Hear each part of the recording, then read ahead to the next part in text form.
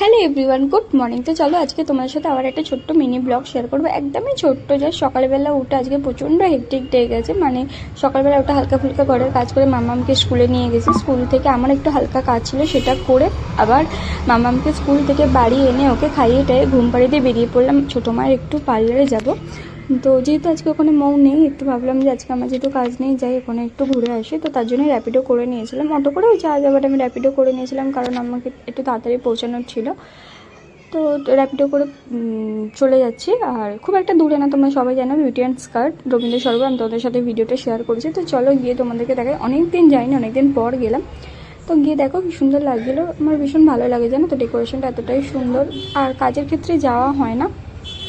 তারপরে গিয়ে দেখো কার সাথে দেখা হয়ে গেল, এদিকে গান্নুর সাথে। ভীষণ ভালো লাগছিলো জানো তো। আগে মনে হতো যে আগে গণেশ ঠাকুর পুজো, গণেশ পুজো এরকম মনে হতো। এখন যেহেতু এনার বার্থডের দিন, আমার মাম্মামেরও বার্থডে, তো সেই মানে এটা তো কোনো দিন হয় না যে যেই পুজোতেই হয়েছে ওই পুজোটা পরে করতে করছে, এরকমটা কোনো দিন হয় না। মানে যেদিন মাম্মাম পৃথিবীতে এসেছিলো সেদিনকার ওনার বার্থডে ছিল, তো সেই জন্য সেদিন থেকে আমার ওর উপর একটা আলাদাই ওনার অ্যাট্রাকশান।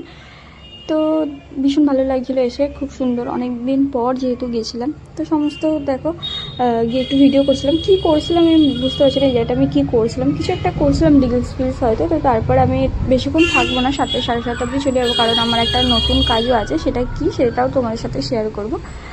তো চলো আজকের মতো আসি, আবার কাল দেখা হবে, বাই।